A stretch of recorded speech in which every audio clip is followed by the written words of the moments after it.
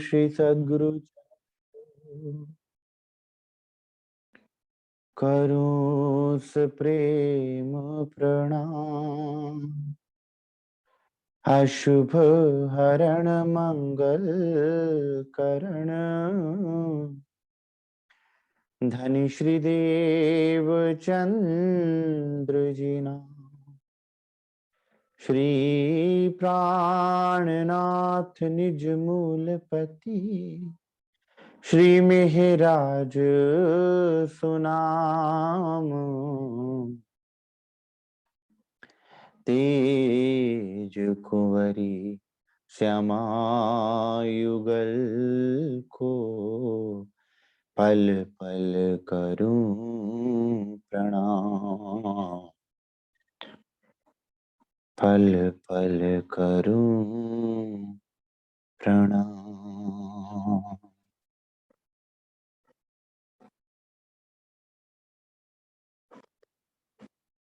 श्री सुंदर शास्त्री श्री सद्गुरु महाराज श्री राजी महाराज की अपार मेहर से हम सब सुंदर साथ जागनी यात्रा जो आंतरिक यात्रा है उस पर हर रोज कदम बढ़ा रहे हैं और दर्जा बदर्जा सीढ़ी दर सीढ़ी हम सुंदर साथ को धनी किस प्रकार अपने जीवन के रहते, किस प्रकार इस तन के रहते, किस प्रकार इस मनुष्य जन्म में हम धनी को निहार सकते हैं, पा सकते हैं, उनके प्रेम को अपने अंदर अनुभव कर सकते हैं, उसका वर्णन धनी ने किया हुआ है। हम सुंदर साथ ने जाना कि वो मद अगर धनी की तरफ लग जाए तो किस तरह श्री राज्य महाराज की मस्ती में मगन कर देता है। सुंदर साथ उदाहरण मीरा को ले लीजिए। मीरा को, भक्त मीराबाई को जब भगवान कृष्ण के नाम की मस्ती चढ़ी, ऐसी वो मगन हुई कि संसार में ना तो कोई सुख नजर आया ना कोई दुख नजर आया। यहां तक कि पहले मां से बिछड़ना हुआ, फिर घर से बिछड़ना हुआ, फिर पति से भी बिछड़ना हो गया। सुंदर साथ लेकिन वो मद ऐसा है, वो मस्ती ऐसी है कि कृष्ण के अलावा और कुछ नजर ही नहीं आता। दर्शन चाहिए तो उनके, प्रेम है तो केवल उनसे। विष का प्याला राणा जी भेजा, पीवत मीरा हांसी रे। अब मीरा को कि अब मीरा मंदिरों में नाचा करती थी भगवान कृष्ण के सामने, और उनके सदगुरु कौन थे? गुरु रविदास जी।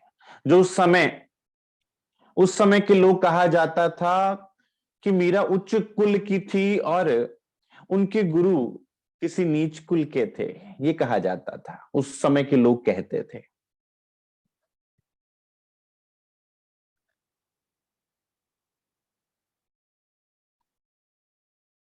तो मीरा को राणा ने विष भेज दिया कि ये कुल नाशिनी है,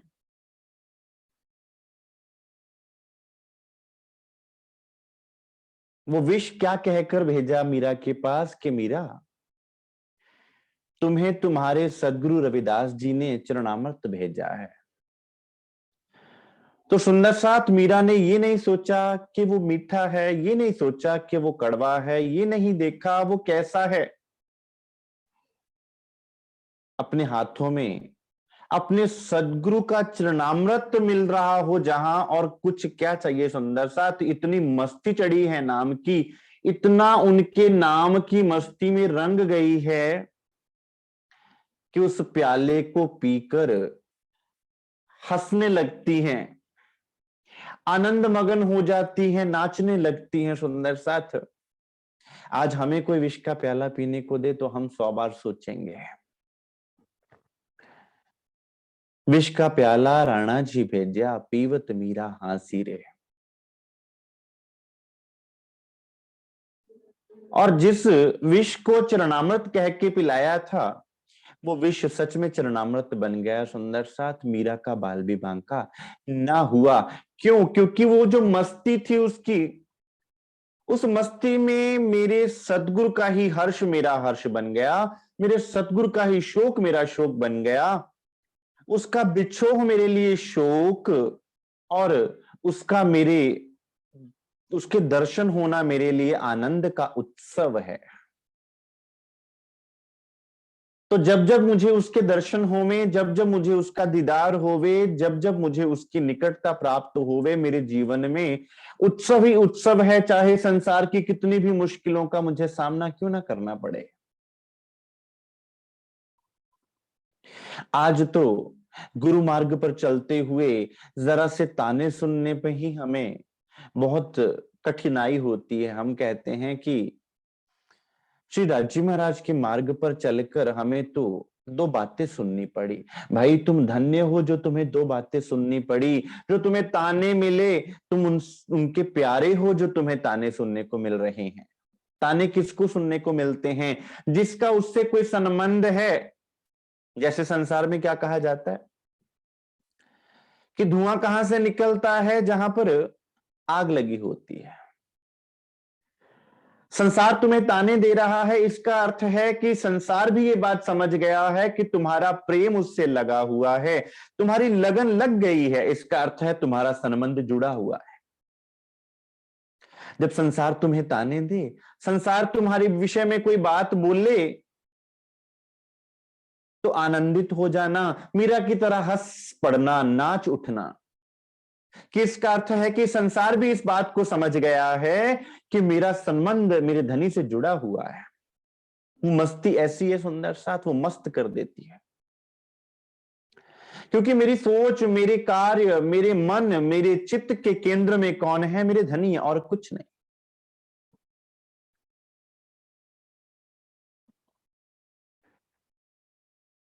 और ऐसा तब होता है सुंदर साथ जब आपका स्वभाव इतना सरल हो जाता है सुंदर साथ, कि सदगुरु के उस प्रेम को, सदगुरु की उस मेहर को, उस कृपा को आप समझ पाते हैं।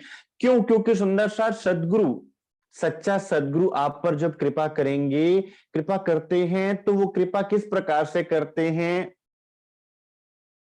संसार ढूंढता है चमत्कार को, और वो आप पर स्वाभाविक रूप से आप पर कृपा करते हैं कि आपको लगेगा कि संसार में ही चलते चलते मुझ पर ये कार्य कृपा हुई, ये तो बड़ी स्वाभाविक सी बात है, आपको ये लगेगा। लेकिन जब आप विचार करोगे तो वो इतनी गहरी कृपा होगी, इतनी गहरी मेहर होगी, इतनी बड़ी मेहर होगी कि आप सोच भी नहीं सकते। संसार तो चमत्कार को नमस्कार करता है कि जो जो चमत्कार किया उसके आगे प्रणाम करी। लेकिन सदगुरु क्या करते हैं, परमात्मा क्या करते हैं? आपको चमत्कारों में उलझाना नहीं चाहते। वो तो ये कहते हैं कि भाई तुम्हारा यहां आ जाना ही चमत्कार है, और मेरा तुम्हारे जीवन में उतर आना ही चमत्कार है। इससे बड़ा चमत्कार तुम क्या खोज रहे हो? वो क्या करते हैं सुंदर साथ? वो स्वाभाविक रूप से हमें चलाते हैं, जीवन में जीना सिखाते हैं। कैसे अपने जीवन को रूह भाव से जीना है, कैसे हमें रूह भाव में उतरना है, और रूह भाव में चलते हुए कैसे हमें इस संसार में रहते रहते परम धाम की उन सीढ़ियों तक चढ़ना है सुंदर सा। इसलिए शिव मुखवाणी क्या कहती है? प्रेमी तो नेहचे छिपे, उन मुख बोल्यो ना जाए, जिन पाया तिन माहे समाया। कि जिन प्रेमियों के दिल में धामधनी विराजमान है, वो दिखावा नहीं करेंगे, वो बाहरी आडंबर नहीं रचेंगे, वो इस संसार में देखन को तन सागर माही, कि उनकी तन इस संसार में ही घूमते हुए तुम्हें नजर आएंगे। वो भी तुम्हारी ही तरह इस संसार में काम धंधे करते हुए होंगे, लेकिन उनकी सुरता कहां? पार में धनी से जुड़ी हुई होगी। उनके दिल में प्रेम के सागर हिलोड़े ले रहा होगा। तो ये सहजता क्या है, कैसे आती है? आज ये प्रसंग सुंदर साथ हम करेंगे। सहज स्वभाव फिट फिट तुमको, ऐसे सूर सुभट, सांचे तुम हुए माया सो, मोसो मिले कपट। ए मेरे सहज स्वभाव, तुम तो बड़े सूरमे हो। अब सूरमा किसको कहा गया? सहज स्वभाव को। और सहज स्वभाव क्या है सुंदर साथ? एक बच्चा जो केवल ये जानता है कि मैं अपनी माता के बिना नहीं रह सकता, मैं अपने पिता के बिना नहीं रह सकता, मैं अपने घर से दूर नहीं रह सकता, उसको उसकी मां का बिछोहा एक पल के लिए भी बर्दाश्त नहीं होता, वो जार जार रोता है। क्यों? क्योंकि वो सहज है, सरल है। वो क्या समझता है? वो प्रेम की भाषा समझता है, वो कुछ और नहीं समझता।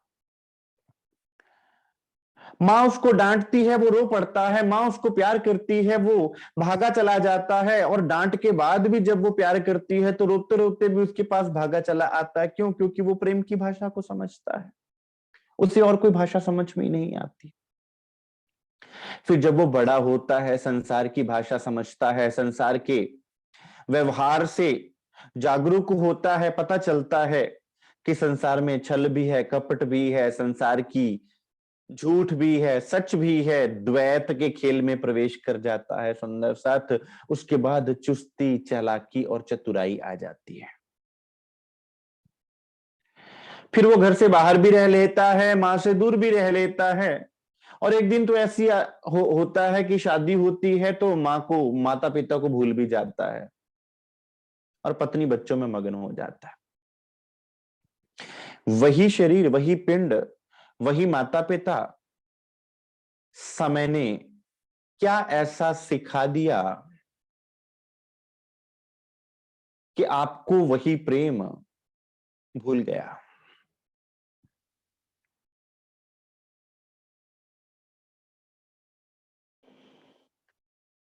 वो सहजता जो जो एक बच्चे में होती है, जिससे वो प्रेम को जानता है, जो उससे प्रेम करता है, उसकी वाइब्रेशंस को वो समझ जाता है।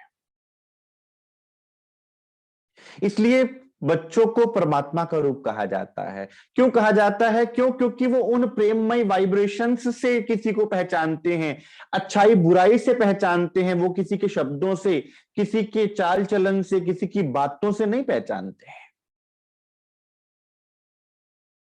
किसी को चतुराई और चालाकी से नहीं जानते हैं। लेकिन जैसे जैसे मनुष्य बड़ा होता है, उसको कॉम्प्लेक्सिटी, उसका दिमाग और कॉम्प्लेक्स होता जाता है। वो संसार की कॉम्प्लेक्सिटीज को इतना अपने अंदर समा लेता है कि कॉम्प्लेक्स बातें उसको बड़ी जल्दी से समझ में आ जाती हैं, लेकिन सीधी स्पष्ट प्रेम की बात उसको समझ में नहीं आती। उसके बाद सुंदर साथ एक एक प्रेम आप बच्चे का देखो कि बच्चा, मान लीजिए एक बच्चा अपनी मां से प्रेम करता है सुंदर साथ, तो उसकी मां अगर सामने खड़ी है सड़क के दूसरी तरफ और वो इस तरफ खड़ा है, तो वो कभी ना देखेगा कि रास्ते में क्या आ रहा है, कौन सा वाहन आ रहा है। वो बिना देखे अपनी मां को देखते हुए ही सड़क पार करता जाएगा, केवल मां को देखेगा। क्यों? क्योंकि प्रेम सहज भाव से उसके अंदर बैठा हुआ है, वो उसको केवल मां नजर आ रही है। और जैसे ही आगे चल के उम्र बढ़ती है, बुद्धि की, मन की, दिमाग की कॉम्प्लेक्सिटी इतनी बढ़ जाती है सुंदर साथ कि उसमें जोड़ तोड़ प्रारंभ हो जाता है। अब उसकी ही प्रेमिका को वहां खड़ा करो और उसको यहां खड़ा करो, उसको वाहन भी नजर आएंगे। ऐसा क्या हुआ?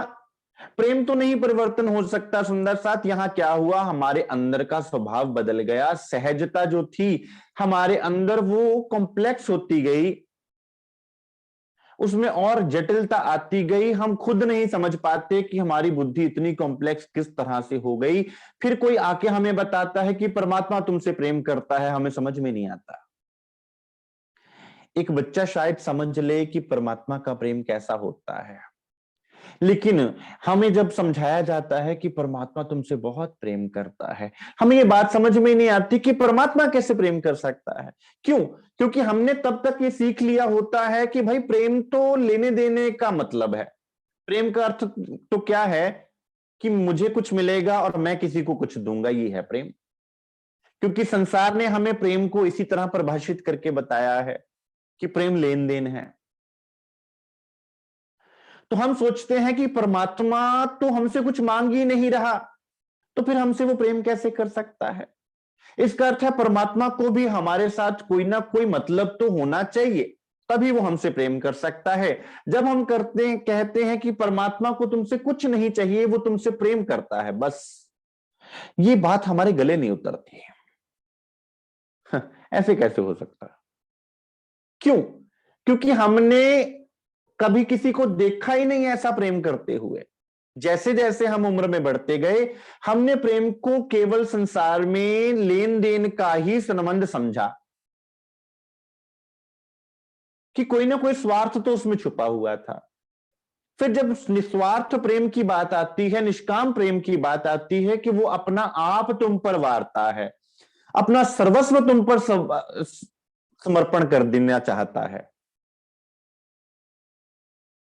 वो बात हमें समझ में नहीं आती। क्यों? क्योंकि हमने प्रेम को उस तरह से कभी देखा ही नहीं। सहज स्वभाव फिट फिट तुमको, धिक्कार है मेरे इस सहजता के भाव को। धिक्कार है ऐसे सूर सुभट, तुम तो बहुत बलवान थे, क्योंकि तुमने मेरे अंदर की प्योरिटी को, तुमने मेरे अंदर की निर्मलता को मेरे अंदर संजो के रखा था। और सुंदर साथ धनी कहां विराजमान होते हैं? दिल का हुजरा साफ कर जाना के आने के लिए, ध्यान औरों से हटा उस पर लगाने के लिए। स्वामी जी महाराज, राधा स्वामी मत।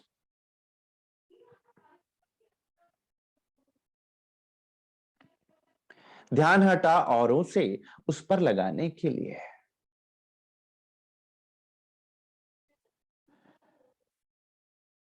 वो निर्मलता जो सहज स्वभाव ने मेरे अंदर स्वाभाविक रूप से दी हुई थी, अब वहां ईर्ष्या भी आ गई, द्वेष भी आ गया, संसार आके बैठ गया। सांचे तुम हुए माया सो मोसो मिले कपट। ए मेरे सहज स्वभाव, तुमने संसार के प्रति तो अपनी वफादारी निभाई, तुम्हें संसार की बातें तो सारी समझ में आनी शुरू हो गई, तुमने संसार की चतुराइयां भी सीख ली, संसार की चालाकियां भी सीख ली, छल कपट भी सीख लिया, स्वार्थ भी सीख लिया। लेकिन जब धनी की बात आई, जब सदगुरु के प्रेम की बात आई, तो तुमने जोड़ तोड़ प्रारंभ कर दिया कि सदगुरु को मुझसे क्या लेन देन, सदगुरु मुझसे चाहते क्या हैं, उनका प्रेम किस तरह से निस्वार्थ हो सकता है। मैं ये मान ही नहीं सकता कि कोई व्यक्ति इस संसार में निष्काम निस्वार्थ प्रेम कर सकता है।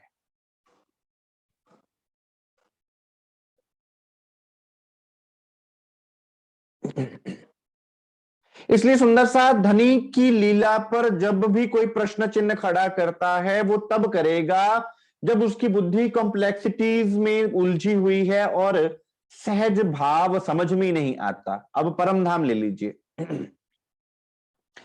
परम धाम में सखियां धनी संग कभी हिंडोलों में झूलती हैं, कभी श्री जमुना जी में झीलना करने जाती हैं, कभी पुखराज जी पर रमण करती हैं, कभी माणिक पहाड़ के झूलों में झूलती हैं, कभी कुंजबन की रेती में दौड़ दौड़ के खेलती हैं, कभी फूलबाग नूरबाग में रमण करती हैं। सुंदर साथ, कभी यहां की बुद्धि से सोच के देखो तो ऐसा प्रतीत नहीं होता कि जैसे बच्चे आपस में खेल रहे हैं, क्योंकि सुंदर साथ सहजता है। परम धाम परम सहजता की अवस्था है। सुंदर साथ, जैसे बच्चे प्रेम में मगन होकर खेलते रहते हैं, आनंद में मगन रहते हैं, परम धाम वैसी परम अवस्था है, परम उच्च अवस्था है, जहां पर चालाकी चतुराई का कोई नामो निशान ही नहीं है। सुंदर साथ, तो ये लीलाएं उस परम अवस्था की लीलाएं हैं। सुंदर साथ, कई सुंदर साथ पूछते हैं कि भाई ये क्या लीला हुई, खेलने जाना, झूले लेना, झीलना करना, ये कैसी लीलाएं हुई? ये सहजता की बात है। यहाँ की चतुराई ये बात समझती नहीं है, क्योंकि चतुराई क्या कहती है कि अगर परमात्मा है, आत्माएं हैं, तो उनको भी कोई पैसे कमाने की चीज करनी चाहिए, वहां पर कोई बड़ा भारी भरकम काम करना चाहिए, तब तो हम माने कि परमात्मा की लीला है। ये तो परमात्मा की लीला हो ही नहीं सकती।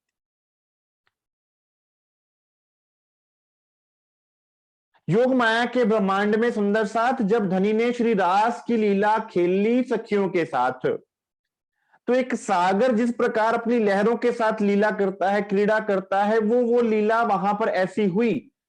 एक सागर और उसकी अपनी लहरों के साथ की लीला को कभी हम कहते हैं कि भाई इन लीलाओं में विकार है, कभी सूर्य और उसकी किरणों की लीलाओं के बीच हमें विकार नजर आता है, लेकिन हमें धनी की उस लीला पे विकार नजर आना प्रारंभ हो जाता है कि ओहो, इसमें तो विकार है। क्यों? क्योंकि हम सहजता से दूर हो गए और हमारा दिमाग चतुराई चालाकी में इतना आगे बढ़ गया कि हमें वो सहजता की बात समझ में ही नहीं आती। हमने संसार को अपने अंदर इतना बसा लिया और संसार हमारे अंदर इतना गहरा उतर गया है कि अब हम सहज नहीं रहे। जब धनी मिलते हैं सुंदर साथ, तो वो सहजल सुख में झीलते, कहूं दुख ना सुनिया नाम जी।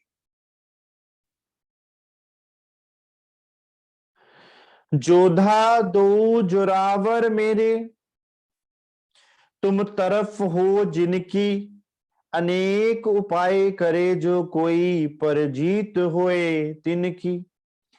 क्या मेरे सहज और स्वभाव, तुम्हारे बल को मैंने देखा है, तुम्हारे पराक्रम को मैंने देखा है, क्योंकि तुम जिस भाव से फिदायगी तुम्हारे द्वारा होती है, क्योंकि जब हम सहज होते हैं, जितना हम सहज होते हैं, जितना हम सरल होते हैं सुंदर साथ, उतना हम जल्दी न्यौछावर हो जाते हैं। जितना हम सहज होते हैं उतना जल्दी हम ग्रहण कर पाते हैं। जितनी हम में सहजता होगी उतना आप प्रेम के पात्र जल्दी बनेंगे, और जितनी आपके मन की कॉम्प्लेक्सिटीज होंगी उतना आपके अंदर भवंडर चलेंगे। श्री बीतक साहब क्या कहती है?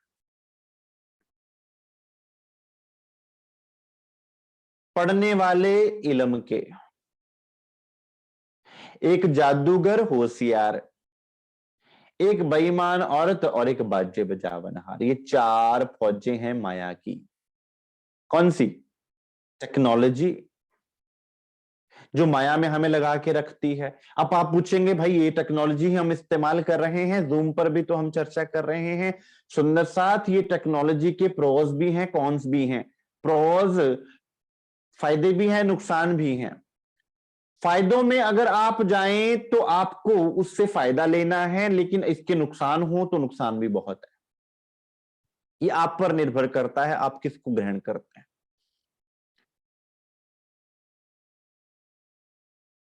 और पढ़ने वाले इल्म के, कि बहुत ज्ञान जान लिया, बहुत समझ लिया, बहुत बुद्धि का प्रयोग कर लिया, उससे क्या हुआ? दिमाग की कॉम्प्लेक्सिटीज बन गई।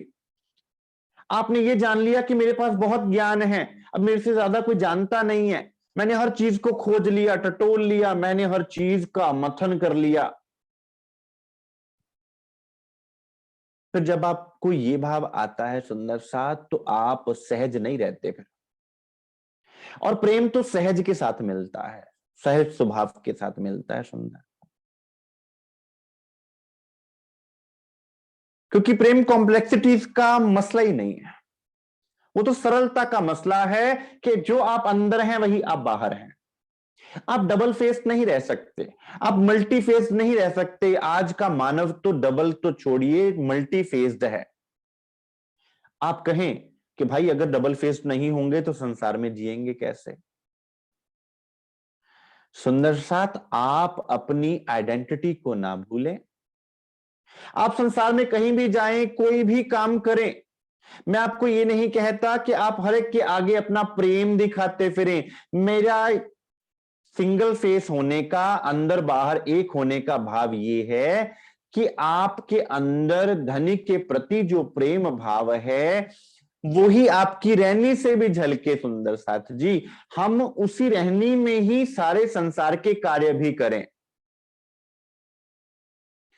फिर हमारे दिल का ना तो किसी से बैर होगा ना किसी से लगाव होगा। जैसे कबीर साहब क्या कहते हैं, कबीरा खड़ा बाजार में मांगे सबकी खैर, ना काहू से दोस्ती ना काहू से बैर। भाई मेरा तो किसी से ना दोस्ती ना बैर है, क्यों? किसी ने भला कह दिया तो भी अच्छा, किसी ने बुरा कह दिया तो भी अच्छा, कोई चिंता ही नहीं।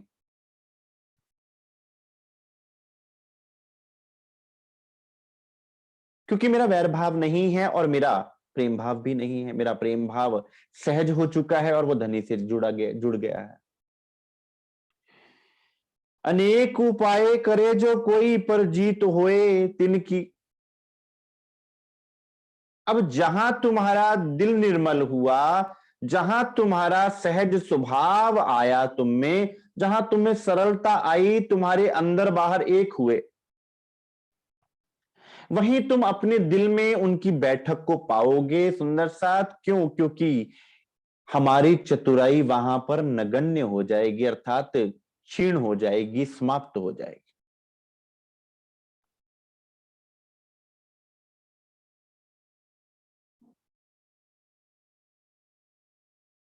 संसार की चतुराई क्या करती है, यही ना देवे देखने मेरे दुल्हे के मुख का नूर।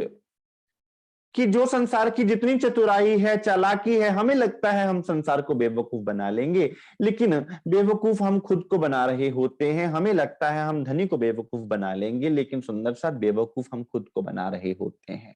हमें लगता है हम किसी को छल लेते हैं, लेकिन हम किसी को नहीं छलते, छले हम खुद जा रहे होते हैं। तो वो सहजता सुंदर साथ किस प्रकार से आवे? वो सहजता आत्मा का लक्षण है सुंदर साथ। आप कहें कि भाई हम सहज होकर चलेंगे तो संसार हमें लूट खाएगा। सुंदर साथ क्या संसार ने मीरा को नहीं लूट खाया? क्या संसार ने फरीद को बुरा भला नहीं कहा? क्या संसार ने नानक साहब को बुरा भला नहीं कहा? क्या संसार ने गुरु गोविंद सिंह जी को बुरा भला नहीं कहा? क्या संसार ने दशों गुरुओं को बुरा भला नहीं कहा? क्या संसार ने जीसस क्राइस्ट को बुरा भला नहीं कहा? क्या संसार ने मोहम्मद साहब को बुरा भला नहीं कहा? तो फिर आप संसार की बातों में आकर अपने स्वभाव से क्यों पलट रहे हो? आप जैसे हो वैसे बन के रहो सुंदर साथ। और आप क्या हैं? आप आत्मा हैं। और आत्मा क्या स्वरूप है? आत्मा का स्वरूप है प्रेम, आत्मा का स्वरूप है आनंद।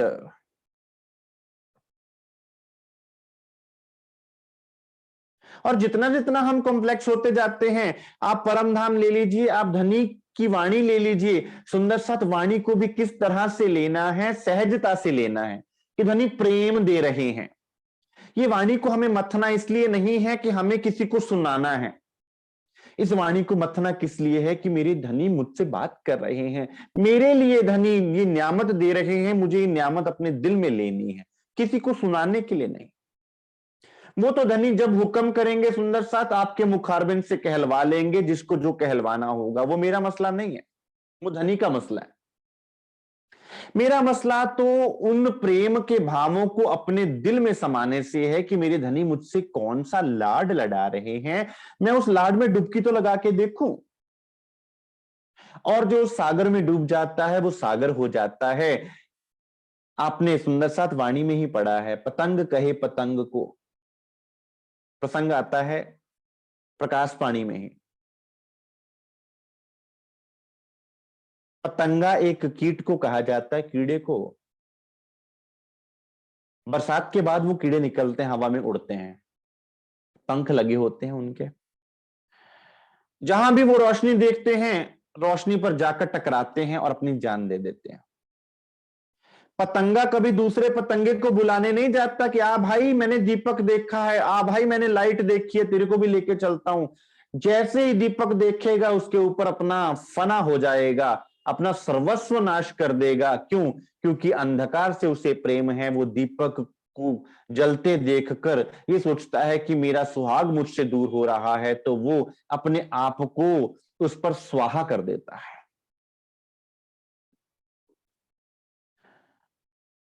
क्योंकि उसमें सहजता है। उसको क्या आता है? उसको केवल फना होना आता है, उसको केवल कुर्बान होना आता है, उसको प्रेम में त्याग देना आता है, अपना सब कुछ दे देना आता है। उसको मांगना नहीं आता, वो डिमांड नहीं करता कि मुझे अगर जीवन मिलेगा तब मैं कुर्बान होऊंगा।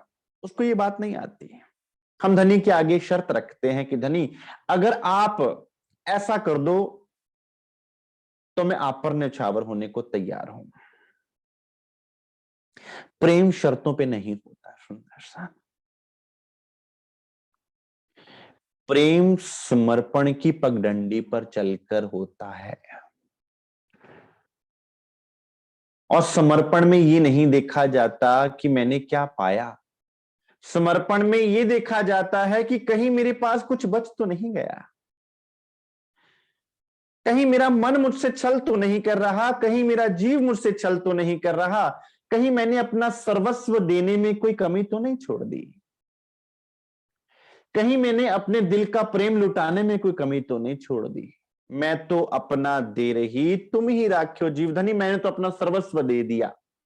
वो तो आपने मेरे जीव को खड़ा कर दिया, वरना मुझे तो कोई अपने जीव से भी प्रेम नहीं था, अपने मन से भी प्रेम नहीं था। ना मैं इस जीवन को चाहती थी, ना मैं इस जीव को चाहती थी, ना मैं इस शरीर को चाहती थी। मेरा तो था कि मैं आप पर अपना सर्वस्व न्यौछावर कर दूं, आप पर वारी वारी जाऊं। वो तो आपने मुझे खड़ा कर दिया। पहले मेहरे बनावे वजूद, आपकी मेहर ने मुझे खड़ा कर दिया धनी, वरना मुझे तो ये चाह ही नहीं थी। इतना बल है सुंदर साथ सरलता में, इतना बल है सहजता में। अब तुमको कहूं खींच के तुम हो जो सावधान, ए मेरे सहज स्वभाव, अब तुम्हें मैं खींच कर बोल रही हूं, डांट कर डपट कर बोल रही हूं कि तुम अब सावधान हो जाओ। क्या सावधान होना है? प्रेमे पीऊ रूदे लपटाओ, जिन करो किनकी कान। कि अब तुम्हें क्या करना है? संसार की कॉम्प्लेक्सिटीज को अपने पास ही नहीं आने देना, सुनना ही नहीं है, समझना ही नहीं है, उन कॉम्प्लेक्सिटीज में उलझना ही नहीं है। संसार तुम्हें तरीके सिखाए कि किसी को छलना कैसे है, मुझे क्या करना तरीके सीख कर।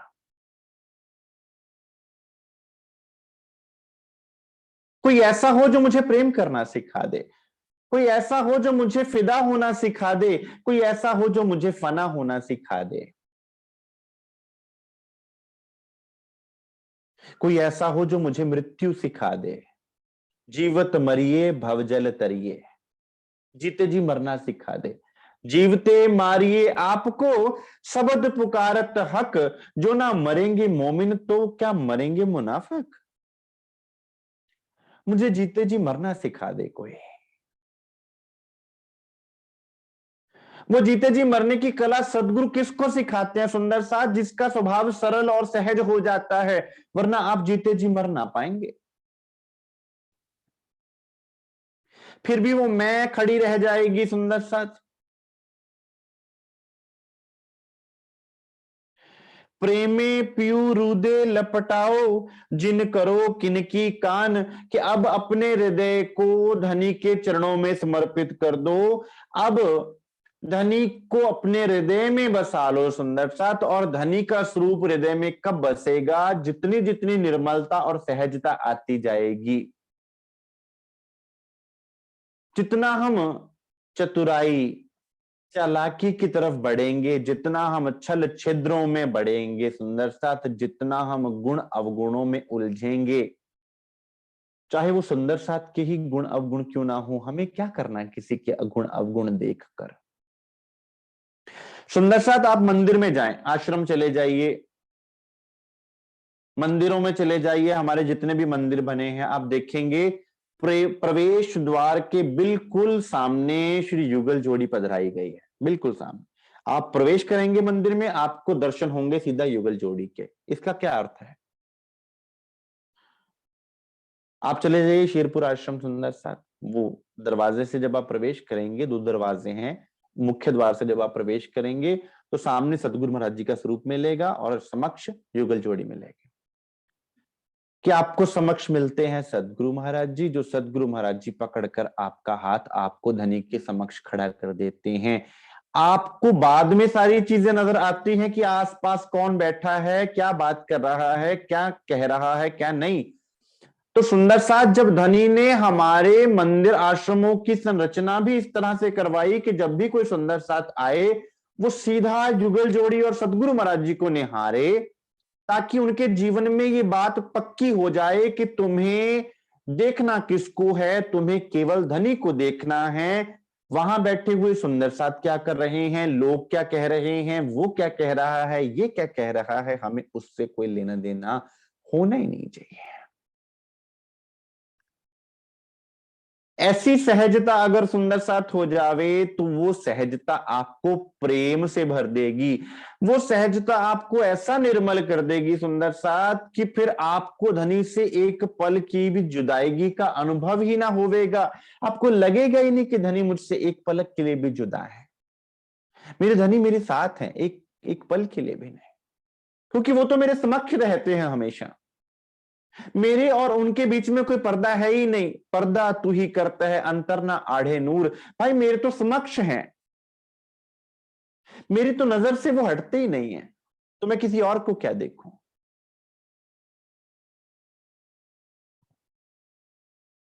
और ये भाव दृढ़ कैसे होता है सुंदर सा, सहजता कैसे होती है, जब ममत्व अंदर आता है। जैसे कहा था कि एक बच्चे के अंदर जब ममता का प्रेम जागता है ना, एक बच्चा अपनी मां से गूढ़ प्रेम करता है तो फिर उसको कुछ और नजर नहीं आता, उसको पता है कि प्रेम की डोर मेरी मां से मेरी बंधी है, मुझे उसकी तरफ चलते जाना है, रास्ते में क्या है वो देखता ही नहीं है।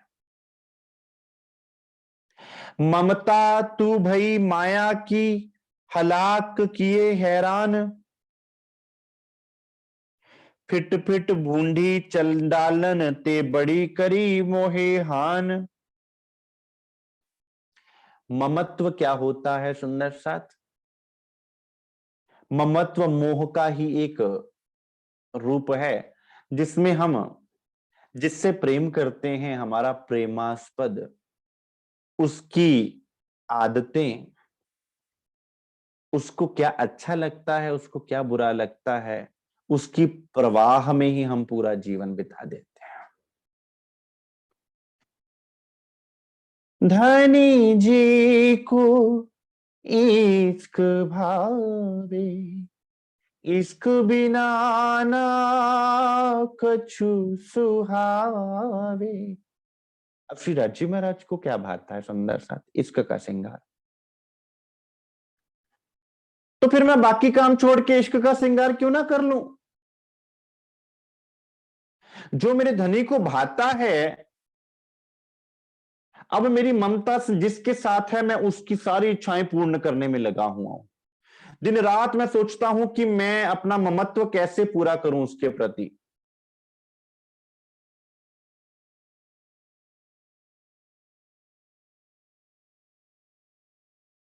तो जब वो ममत्व धनी की तरफ लगता है सुंदर साथ, तो मैं प्रेम का इश्क का श्रृंगार क्यों ना सजूंगी। ममता तू भई माया की हलाक किए हैरान, क्या मेरे ममत्व तुम मेरे इतने बड़े योद्धा थे, लेकिन तुमने भी मुझे हैरान कर दिया संसार में, क्योंकि तुम भी लगे रहे संसार में ही। फिट फिट भूंडी चंडालन ते बड़ी करी मोहे हान। धिक्कार है तुम्हें, धिक्कार है मेरी ममता कि तुमने ममता की भी तो संसार से ममता की, तुमने वो परवाह की भी तो संसार की परवाह की। धनी क्या चाहते हैं, सद्गुरु क्या चाहते हैं, मैंने ये कभी सोचा ही नहीं। दुनिया क्या कहेगी, रिश्ते नातेदार क्या कहेंगे, हमने ये तो सोचा कि लेकिन मेरे सदगुरु मुझे जो देख रहे हैं पल प्रति पल, वो मुझे क्या कह रहे हैं। वो तो कह रहे हैं वाणी मंथन और चितवनी का कोई विकल्प नहीं, और वो तो कह रहे हैं जागो अने जगाओ। वो तो कह रहे हैं प्रेम सेवाएं तमें 500 पार। तो क्या उनकी कोई भी बात मुझे समझ में नहीं आई।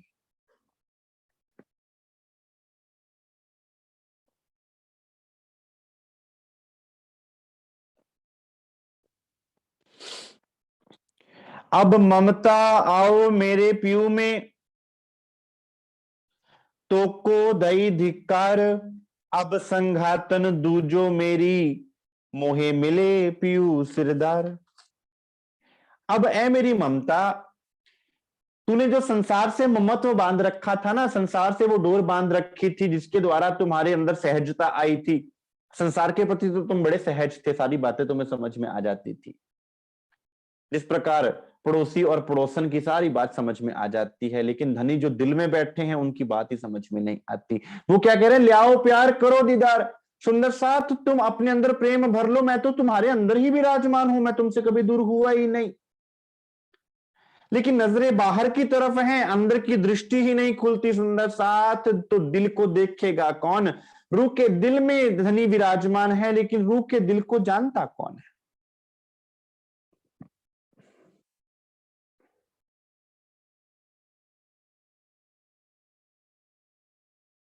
अब ममता आओ मेरे पीऊ में, ए ममत्व अब तुम धनी में आ जाओ। अब वो ममत्व, अब वो परवाह, अब वो केयर किसकी हो कि मेरे सदगुरु को क्या भाता है, मैं वो कार्य करूं, मैं वो कार्य करूं। फिर आप हुक्म में भी आवेंगे, आप हुक्म का भी पालन करेंगे, आपको चिंता ना होगी संसार क्या कहता है। तो को दई धिक्कार। अब तो मैंने तुम्हें धिक्कार दे दे के समझा दिया है, अब तो तुम्हें भटकना नहीं चाहिए, अब तो तुम्हें धनी के चरणों में नछावर हो जाना चाहिए। अब संघातन हो जो मेरी, अब तुम मेरा साथ निभाओ, अब मुझे छोड़ के मत जाना, क्योंकि मेरे धनी जी फेरा सुफल हो जाए। कि अब मुझे धाम धनी मिले हैं सदगुरु स्वरूप में, अब मैं नहीं चाहती कि एक पल भी मेरा इस दुनिया में वेस्ट हो, एक पल भी मेरा इधर उधर की चीजों में उलझ कर जावे। और सुंदर साथ हम क्या करते हैं, हम तो जानबूझकर वो तरीके ढूंढते हैं कि हमारा दिमाग कहीं ना कहीं उलझ जाए सही। हमें क्या लेना देना सुंदर सा। मेरा परम धाम खोल दिया मेरे सामने, मेरा हृदय खोल दिया, अपना स्वरूप खोल दिया, मेरा निज स्वरूप बता दिया। मैं उसको छोड़ के बाहर की चीजों को देखूं क्या? क्यों ना मैं 25 पक्षों के चप्पे चप्पे में अपने आप को डुबो दूं, रमा लूं।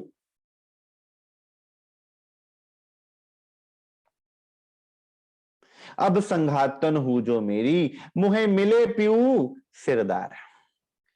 मुझे धामधनी साक्षात मिले हैं सुंदर साथ। अब मेरा सहयोग दे देना, कहीं ऐसा ना हो कि ये मौका भी मुझसे चला जाए। अब जब ममत्व धनी की तरफ आवेगा ना सुंदर साथ, तो आपका मन कार्यशील होना शुरू होगा। और जब मन कार्यशील होता है तो मन क्या करता है सुंदर साथ, मन का काम है कल्पना करना। मन अपने अंदर सोच विचारता है, कल्पना करता है, और मन के पास ऐसी अद्भुत शक्ति है कि वो आपके सामने एक नया संसार लाके खड़ा कर देता है। जैसे एक साइंटिस्ट जिन्होंने बेंजीन रिंग की खोज की थी ना, बेंजीन रिंग होती है पॉलीगनल शेप की, तो उसने कैसे इन्वेंशन की थी बेंजीन की? केमिकल है एक बेंजीन। उसने स्वप्न में क्या देखा कि एक सांप है जो अपनी पूंछ को खा रहा है, तो उसकी शेप भी कुछ ऐसी ही बनी होगी। जैसे ही वो सुबह उठे, उन्होंने बेंजीन रिंग की इन्वेंशन कर दी है। अर्थात कि मन के अंदर इतनी शक्ति है सुंदर साथ, कि मन ऐसी अद्भुत चीजें करके बता देता है आपको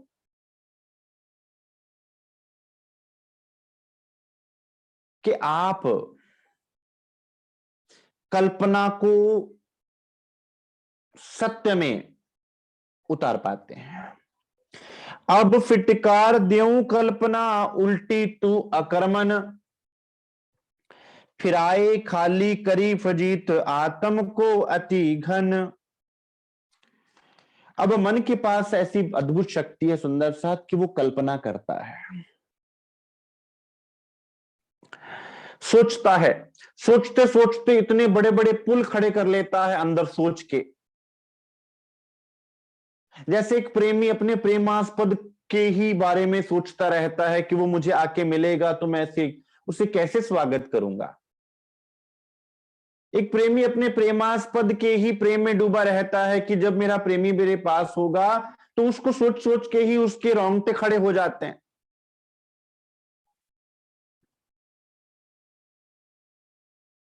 मन की कल्पना का आधार है, मन कितना शक्तिशाली है, लेकिन ये संसार की कल्पनाओं में तो लगा हुआ है।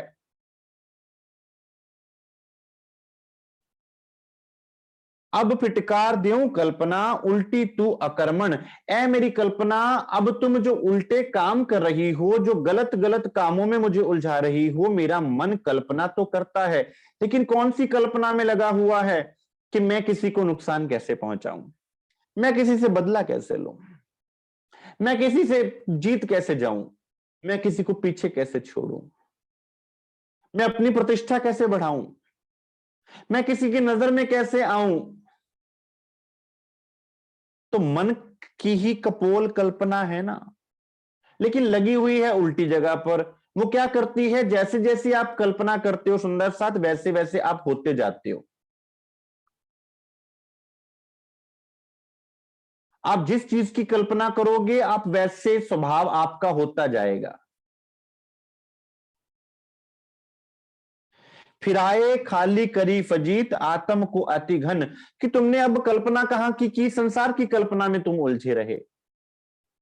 सुंदर साथ हमारी फिर कल्पना भी क्या होवे, हमारे अंदर के जो कल्पना कपोल कल्पित जो कल्पना भी होवे वो किस तरह की होवे। बड़ी सुंदर बात है सुंदर साथ। अब कर्मण तू हो कल्पना, हे मेरी कल्पना अब तू अकर्मी से कर्मी हो जा। कैसे हो पाएगी, तुझे मैं उपाय बता देती हूं। कर सेवा माहे विचार, अब तू विचार किस चीज का कर, अब वो जो तूने ख्याली पुलाव बनाए थे ना, वो कौन से बना, सेवा के, कि मैं धनी की सेवा किस प्रकार करूं, मैं धनी को किस प्रकार भाऊं। क्या मुख ले विनती करूं, लाज आवत है मोहे, तुम देखत अवगुण किए कैसे भाऊं तोहे, कि मैं तुम्हें कैसे भाऊं, मैं कौन सा ऐसा कार्य करूं कि मैं तुम्हारा मन मुझ पर आ जावे, मैं कौन सा ऐसा कार्य करूं कि आपका प्रेम मुझ पर आ जावे। धनी जी को इश्क भावे, इश्क बिना ना कछु सुहावे। ऐ मेरी कल्पना अब तुम सेवा में कल्पना करो कि किस तरह से नए नए ढंग ढूंढ कर मैं सेवा करूं, किस तरह से मैं धनी की सेवा करूं, किस तरह मैं अपने सदगुरु की सेवा में आगे आऊं। और सबसे बड़ी सेवा कौन सी है सुंदर सा, चितवनी। क्योंकि सेवा वो जो सतगुरु ने कहा अगर तुम वो कर रहे हो तो वो सबसे बड़ी सेवा। और आत्म जागनी सबसे बड़ी सेवा, उसके बाद जन जागृति, उसके बाद जागने के लिए आप जो भी प्रयास करें, सुंदर साथ की सेवा, समाज के कल्याण की सेवा।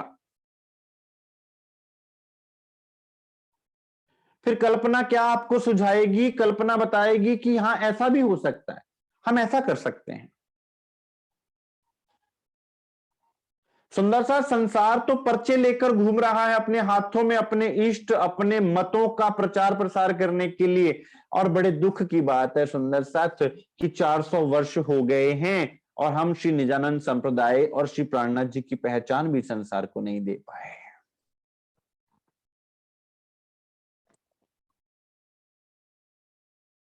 क्योंकि वो कल्पना किस तरह से रह गई, कल्पना केवल संसार के कामों के लिए, धन के लिए, दौलत के लिए, लोभ के लिए, मोह के लिए, अहंकार के लिए रह गई। वो कल्पना ने कभी ये सोचा ही नहीं कि मैं कैसे अपने मन के द्वारा सोच विचार के मैं कैसे, how can I be useful for धनी जी। एक एक सुंदर साथ धनी का रतन है, सुंदर साथ एक एक सुंदर साथ। आप ये ना सोचे कि भाई मैं क्या कर सकता हूं, मैं तो कुछ कर ही नहीं सकता। आप धनी के रतन हैं सुंदर साथ। ये मत सोचिए कि आपके अंदर बल नहीं, आपके अंदर धनी का स्वरूप विराजमान है। धनी आप कहें नहीं मैं तो सेवा कर ही नहीं सकता जी, कुछ भी है। किसी से लेखनी की सेवा, किसी को किसी से बोलने की सेवा, किसी से सुनने की सेवा, किसी से चितवन की सेवा, किसी से चितवन करवाने की सेवा, किसी से गाने की सेवा, किसी से खिलाने की सेवा, किसी से खाने की सेवा। ये मत कहिए सुंदर साथ कि मैं क्या कर सकता हूं, ये कहिए सुंदर साथ कि धनी आप मुझे भी सेवा बख्श दीजिए। और सेवा सुंदर साथ धनी के स्वरूप के साथ आपको जोड़ी रखती है। सेवा बहुत बड़ा बल है सेवा में। सरकार साहब ने हम सुंदर साथ को बताया, इतनी सेवा अपने सदगुरु की कि सदगुरु महाराज जी साक्षात उनके अंदर आके विराजमान हो गए। सुंदर साथ अपने चरण बख्श दिए, इतनी सेवा करी। सेवा में ये बल है। परमहंस महाराज श्री रामरतन दास जी का स्वरूप ही आकर उनके अंदर विराजमान हो गया, उनके दिल में। सेवा का ये प्रभाव है।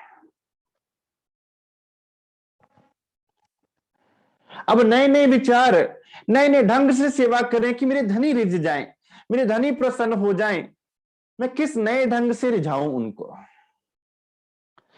अब कर्मन तू हो कल्पना कर, सेवा माहे विचार, धाम धनी मोहे मिले, माया में लाभ ले उमाहे संसार।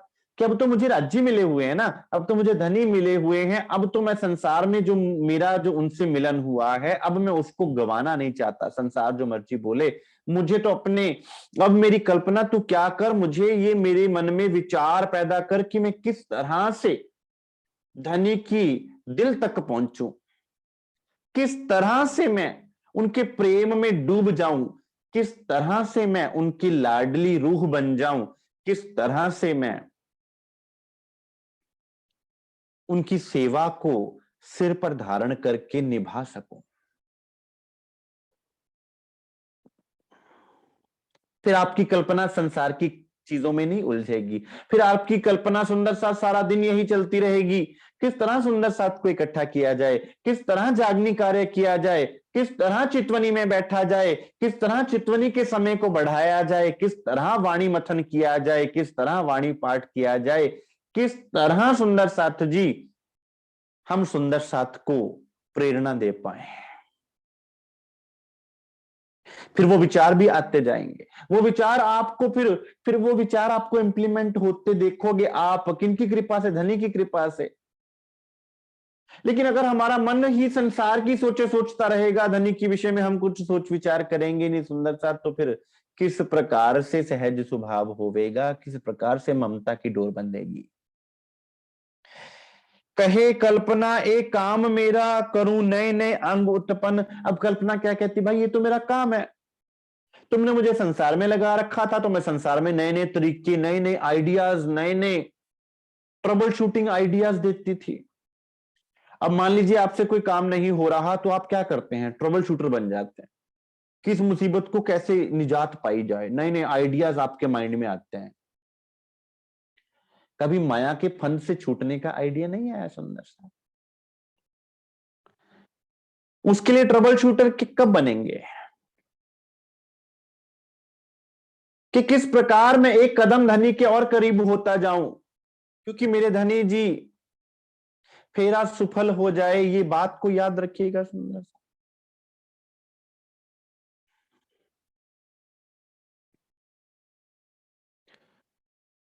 कल्पना क्या कहती है, ये तो मेरा काम है, अब मैं तुम्हारे दिल में नए नए विचार उत्पन्न करूंगी, नए नए भाव उत्पन्न करूंगी।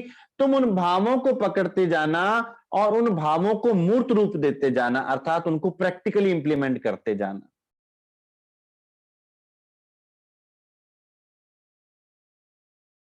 विद विद की सेवा दिखाऊं, धनी विलसों हुए धन धन। कि अब मैं तुम्हारे दिल में ऐसे विचार उत्पन्न करूंगी, फिर तुम ये ना कह पाओगे कि हम क्या कर सकते हैं, हम क्या कर सकते हैं। ये सुंदर सा स्वांत है जो कहती है हम क्या कर सकते हैं। एक सुंदर साथ कभी ये नहीं कहेगा कि हम क्या कर सकते हैं। धनी आपको जो भावे सेवा बख्श देवे। क्या धनी मैं आपके लिए कुछ भी कर पाऊं, इसी महायज्ञ में एक छोटी सी आहुति भी दे पाऊं, धनी तो मैं खुद को धन धन जानू। ये नहीं सुंदर साथ की राज्य महाराज का काम है, राज्य खुद कर लेंगे, हमें क्या, हम थोड़ा कुछ कर सकते हैं, हमें तो केवल चरणामृत प्रसाद ले लिया, मत्था टेक लिया, चल मेरे भाई, प्राणनाथ प्यारे की जय। ना सुंदर साथ, जय जयकार करने के लिए तो अक्षर ब्रह्म बैठे हुए हैं, आदि नारायण बैठे हुए हैं, त्रिदेवा बैठे हुए हैं सुंदर साथ। आप क्या केवल जय जयकार करने के लिए आए हैं? आपसे तो प्रेम का संबंध है सुंदर साथ, एक पत्नी पति की जय जयकार नहीं करती, उसकी सेवा, उसका अच्छा बुरा, उसका प्रेम अपने दिल में धारण करती है सुंदर साथ, उसकी खुशी में खुश रहती है। और हम कैसी खुद को अर्धांगिनियां कहते हैं अक्षरातीत की सुंदर साथ, जो कहते हैं कि केवल चरणामृत प्रसाद लिया और जयकारा लगाया, चलो जी हो गया काम।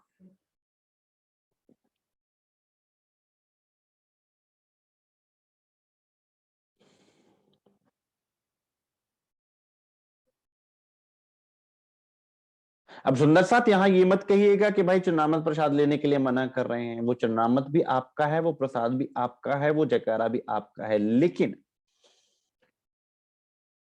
क्या उन चरणों को आपने निहारा? क्या नेत्रों से उन चरणों के अमृत को पिया? क्या उनके मुखारविंद की मीठी वाणी के प्रसाद को तुम्हारे कानों ने ग्रहण किया? जाको ना में रसना, कैसी हो सी मीठी हक, जिनकी जैसी बुझ रखी जुबां होते हैं तिन माफक, तिन माफक।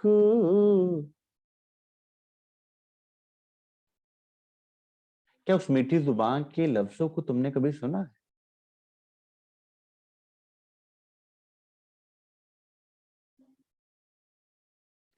क्या तुमने कभी स्वयं को हार कर उनकी जय करी है? हमको मन की शक्ति देना, मन विजय करें, दूसरों की जय से पहले खुद को जय करें।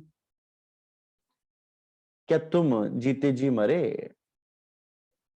क्या तुमने खुद को जय कर लिया, खुद को जीत लिया? तुम जिस दिन खुद हार जाओगे सुंदर सा, धनी खुद ब खुद जीत जाएंगे, उनकी जय जयकार हो जाएगी। जिस दिन तुम्हारे अंदर केवल उन्हीं का स्वरूप रह जाएगा, तुम ना रहोगे, उस दिन उनकी जय जयकार हो जाएगी। यह है प्रेम की बात। कहे कल्पना एक काम मेरा, करूं नए नए अंग उत्पन्न, विध विध की सेवा दिखाऊं, धनी बिल सो होए धन धन। क्या वो मैं तुम्हारे दिल में नए नए विचार रोज उत्पन्न करूंगी? क्योंकि तुमने मुझे बता दिया कि मुझे धनी की तरफ बढ़ना है, तो फिर नए तरीके मैं तुम्हें बताऊंगी। अब उन तरीकों को तुम कैश करते रहना, उन तरीकों को तुम मूर्त रूप देते रहना, और अपने धनी के विलास में तुम डूबे रहोगे, तुम्हारे दिल में और कोई ख्याल ही नहीं आएगा सुंदर साथी। दुनिया की कोई चीज तुम्हारे अंदर घर ही नहीं कर पाएगी। क्यों? क्योंकि कल्पना घूमेगी कहां, कैसे सुंदर साथ का मिलावा होवे, कैसे हम इकट्ठे बैठ के सहूर करें, कैसे वाणी मथन किया जावे, कैसे वाणी को सरल भाव में सुंदर साथ के समक्ष प्रस्तुत किया जावे, कैसे चितवनी में डूबा जाए, कैसे चर्चनी का सुख लिया जाए, नए नए सुख लेने का भाव, कैसे सुंदर साथ की सेवा की जाए। प्यार करें माहो माहे वास्ते प्यार हसम। क्योंकि धनी प्रसन्न होंगे सुंदर साथ जब ये सुंदर साथ प्रसन्न होगा, क्योंकि इनके दिलों में उनकी बैठक है। तो कल्पना, जो कि एक बहुत बड़ी शक्ति है सुंदर साथ मन की, लेकिन लगी हुई है संसार में, जिस कारण से क्या होता है कि कल्पना हमें ऐसी चीजों में उलझा देती है जो हमें संसार में खींच के रखती है। अब जब आपकी कल्पना धनी की तरफ बढ़ती है ना सुंदर साथ, तो अंदर क्या उत्पन्न होता है? वैराग। अब ये वैराग दो शब्दों से मिलकर बना है। आज नहीं चलाऊंगा, कल करूंगा, इंट्रोडक्शन दे रहा हूं। वैर और राग बड़ा अद्भुत है, सुंदर सा। आपको वैराग्य आ जाएगा। वो कौन सा वैराग्य है? वैर किससे करना, राग किससे करना, कैसा है वो वैराग, वो हम करेंगे कल। आज के लिए सुंदर साथ जी इतना स्वीकार कीजिए। किसी सुंदर साथ को कोई प्रश्न रखना हो, कोई जिज्ञासा हो या कुछ कहना चाहें, अवश्य कहें। बोलिए श्री प्राणनाथ प्यारे की जय, श्री सतगुरु महाराज की जय, सर्व सुंदर साथ की जय। माया हमें ये भाई या तो पहले रिकॉर्डिंग किया करो, बीच में जब ये डिस्टरबेंस होती है सुंदर साथ, मुझे ना मेरा लिंक टूट जाता है।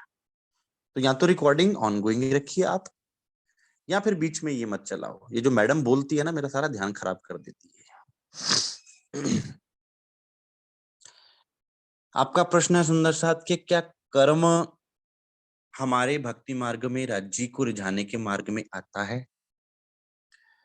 तो सुंदर साथ, कर्म के अनुसार जो हमारे संस्कार बने, उस संस्कार के अनुसार हमें ये देह मिला। हमारे अंदर त्रिगुण, किसी के अंदर तमोगुण ज्यादा बड़ा है, किसी के अंदर सतोगुण ज्यादा बड़ा है, किसी के अंदर रजोगुण ज्यादा बड़ा हुआ है। उस आधार पे हमें ये शरीर मिल गया, उस आधार पे हमारा जीवन निर्धारित हो गया।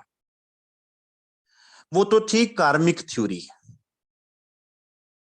कि अब साधारण तौर पे क्या करते थे, जीव यहाँ पर जन्म लेते थे कर्मों को भोग करने के लिए, और भोग करके वो अपने मूल में चले जाते थे, वहीं से दोबारा कर्म के आधार पर प्रकट होते थे और चले जाते थे।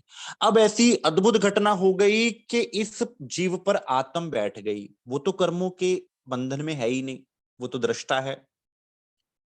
अब उस दृष्टा को खेल दिखाने के लिए कौन आया? हमको खेल दिखावन काज, हमसे पहले आए श्री राज। आपके लिए श्री राज जी महाराज आ गए, और उन्होंने क्या किया? काटे कर्म जाल दुनी के, कि आपके कर्म जालों को उन्होंने काट दिया, कि अब आप कर्म में बंधन में नहीं रहोगे। कर्म के बंधन में कौन था? जीव था, आत्मा तो पहले भी नहीं थी। तो उन्होंने जीव के कर्मों को काट दिया, स्टॉप लगा दिया। जैसे एक बच्चा गंदगी से लथपथ था, लेकिन जब उसकी मां ने उसको गंदगी से लथपथ देखा तो उससे देखा ना गया। उसने क्या किया? उसी समय साबुन उठाया, उसी समय पानी उठाया, और उस साबुन से उस बच्चे को धो दिया।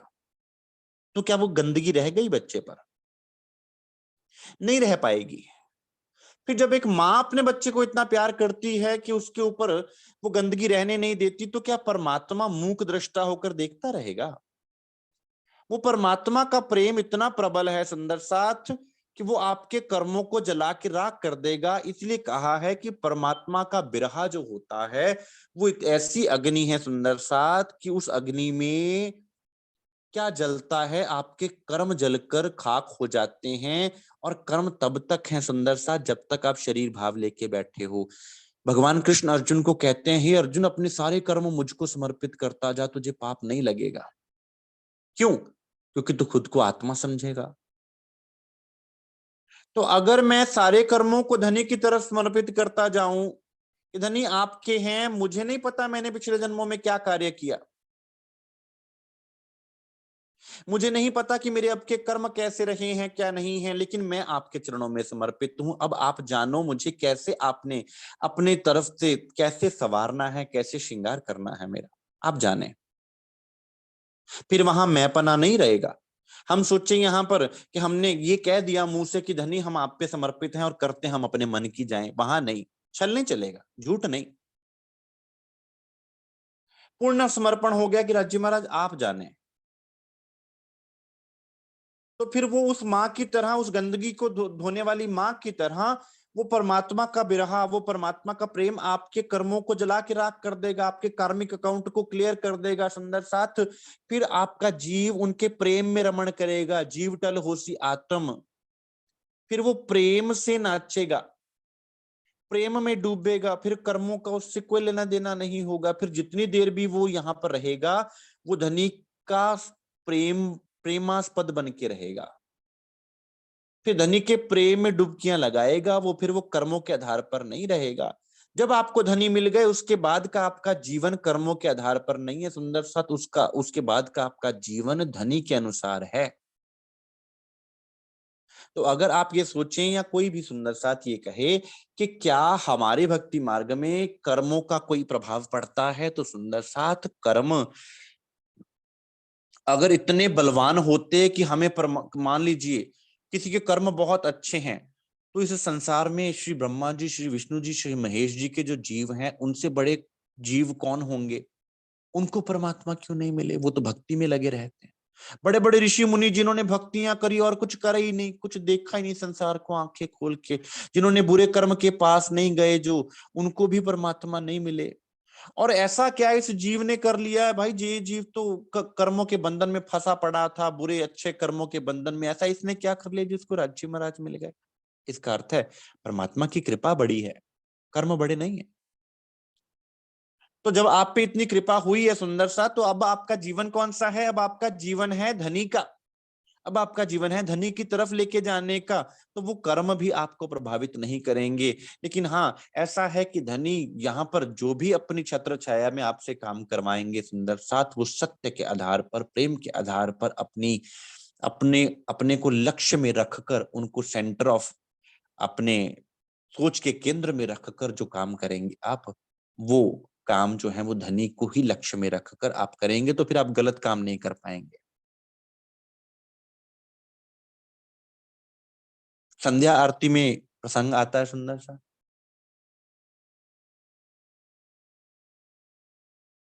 किए जो पिछले जौन, कि मैंने पिछली योनियों में जितने कर्म किए मुझे नहीं पता। साहिब सो सांचा मिले, साथी सांचो तौन, कि अब तो मुझे सच्चा साहिब मिल गया, अब मेरे पिछले कर्मों का मुझे कोई भय नहीं है। क्यों? क्योंकि मुझे निर्भय करने वाला मिल गया। अब निर्भय होने का ये अर्थ भी नहीं है कि हम गलत काम करते जाएं राज्य के नाम पे, ना, फिर हम गलत काम कर ही नहीं पाएंगे। मैं आपको कहूं कि आप, श्री राज्य महाराज, आप कहेंगे, मैं आपको कहूं कि आप मांसाहार नहीं कर सकते, तो क्या वो मांसाहार आप धनी को अर्पण कर सकते हैं? मांस नहीं कर सकते, क्योंकि धनी का वो स्वरूप, धनी का वो प्रेम आपको गलत काम करने ही नहीं देगा सुंदर से।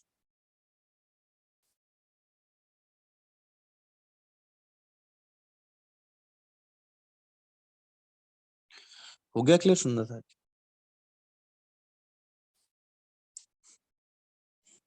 जी। और कोई सुंदर साथ?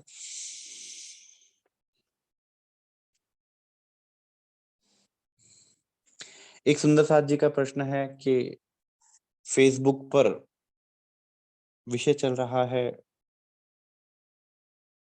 आजकल तारतम के विषय में, निज नाम के विषय में, निज नाम श्री कृष्ण जी और श्री जी साहेब जी के विषय में। तो जो विषय चल रहा है उस पर जो आपसी वार्तालाप सुंदर साथ कर रहे हैं, उस विषय में आपके क्या विचार हैं? तो सुंदर साथ जी देखिए, मैं अपने धनी को रिझाऊं कि मैं इन मसलों को सुलझाऊं? क्या मैं इन मसलों में उलझकर अपने धनी की तरफ से अपनी दृष्टि हटाऊं? अब मैं इन मसलों की तरफ देखूं तो मेरी दृष्टि मेरे धनी से हटती है, जो कि मुझे मंजूर नहीं। मेरे सदगुरु ने मुझे चुना और मुझे क्या बख्शा? अपना प्रेम बख्शा ताकि मैं उनके प्रेम में मगन रहूं, या मुझे किसी मुद्दे में अपना विचार देने के लिए उन्होंने कहा। और सुंदर साथ विचार तब दिया जाता है जब आपसे मांगा जाए। बिना बात के किसी भी बात में उलझना अपने मन को उसमें उलझा लेने वाली बात है। तो मैं तो ये कहूंगा सुंदर साथ कि आप उस बात की तरफ उतना कम जाएं जिससे आपका मन भटके, उस बात की तरफ उतना ही आप कम ध्यान दें। वो समय आप राज्य को रिझाने में क्यों ना लगा दें? इसलिए मैं तो सुंदर साथ ये कहूंगा कि आप अपना समय जो फेसबुक पे चलने वाले विषय को लेकर चल रहे हैं ना सुंदर साथ,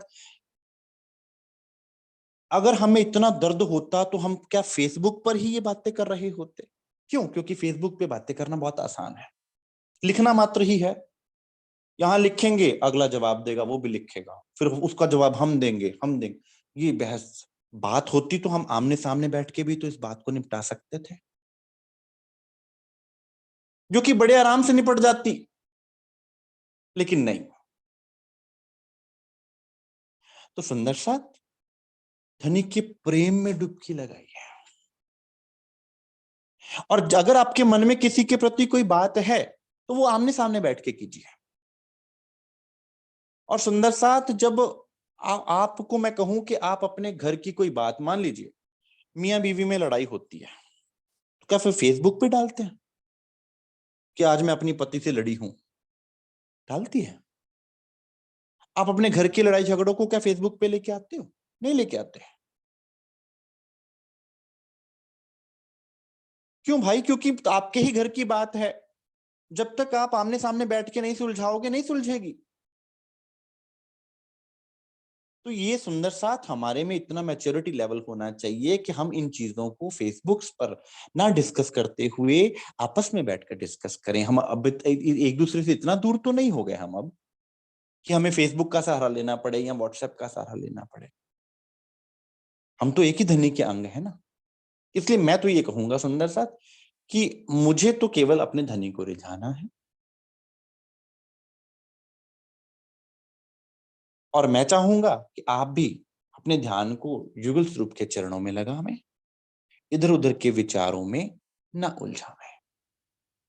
सत्य सभी को पता है, श्रीमुखवाणी आपके पास है। श्रीमुखवाणी में सत्य खोल के धामधनी सतगुरु महाराज जी ने बता दिया है।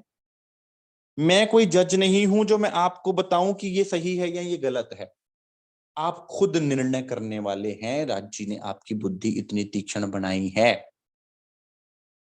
तो फिर क्यों मैं बिना बात की बहस में पड़कर अपने समय को व्यर्थ गवाऊं? मैं तो ये कहूंगा, बाकी जैसा आपको ठीक लगे आप वैसा कर लें।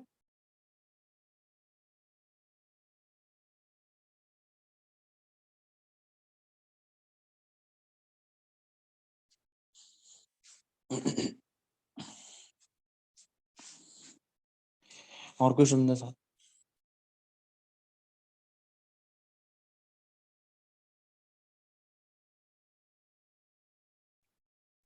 प्रणाम जी। जी प्रणाम जी। हाँ, ये जैसे चितवनी के मार्ग में हमें मतलब जैसे चाय कॉफी या स्पाइसी खाना वगैरह खाते हैं तो ये बाधा करते हैं। देखिए सुंदर साथ जी, ऐसा है कि जितने ये पदार्थ हैं ना, ये अब कॉफी कैफीन होती है, उसमें मादक पदार्थ है। तो ऐसे पदार्थ ये क्या करते हैं, आपकी बुद्धि को इफेक्ट करते हैं। अगर आप मुझसे लिटरली पूछें तो मैं आपको कहूंगा कि कुछ पदार्थ ऐसे हैं जो तमोगुणी हैं, जैसे जिनमें से स्मेल आती है, लहसुन है, प्याज है, मैं पहले भी इसी के बारे में बता चुका हूं। वो क्या करते हैं, अंदर तमोगुण को बढ़ाते हैं। अचार हैं, खट्टी हैं, ज्यादा मिर्ची वाली चीजें हैं, ये रजोगुण को बढ़ाते हैं। तमोगुण से अंदर आलस्य आता है, रजोगुण से अंदर काम वृद्धि होती है। तो आप को ये प्रभावित करते हैं शरीर को, क्योंकि जैसा खाओगे अन्न वैसा होएगा मन। परंतु मैं एक बात और कहना चाहूंगा सुंदर साथ, इसके साथ साथ एक इनिशियल स्टेज में आप इन चीजों को करके अपने अंदर निर्मलता लाना चाहें, मैं मान गया।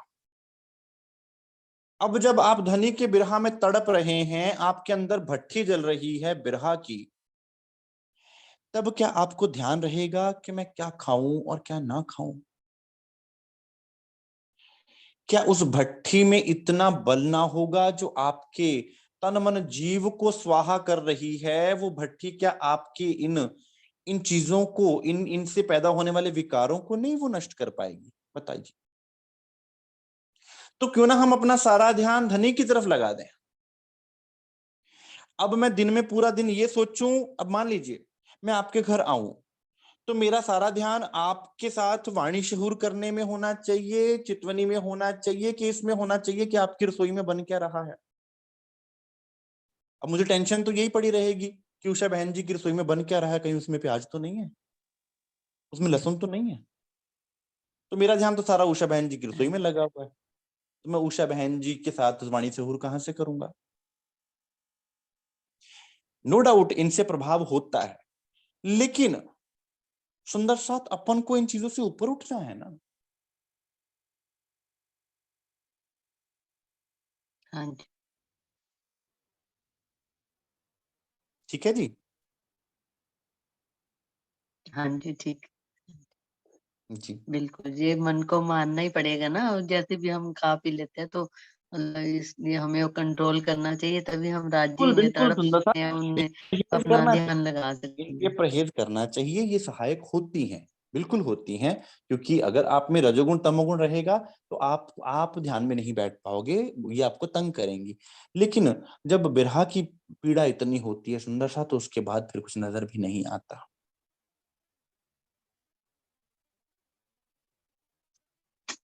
ये ना हो कि आपका ध्यान बात धनी से हटके इनकी तरफ लग जाए। लक्ष्य रज्जी रहे, उनको पाने के लिए फिर आपको जो भी करना बन पड़े, जो भी आपके जीवन में आपको परिवर्तन लाना पड़े कि इस तरह से हो सकता है कि अगर मैं लहसुन प्याज छोड़ दूं तो शायद मुझे मुझे धनी मिल जाए, मुझे धनी मिलेंगे ऐसे, तो फिर आप वो भी करेंगे।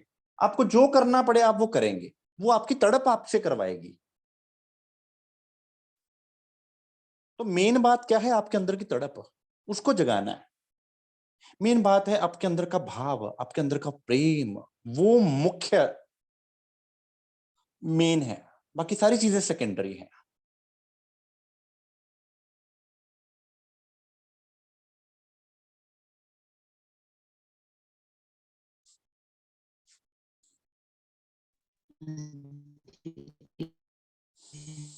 और कोई सुंदर सा जी?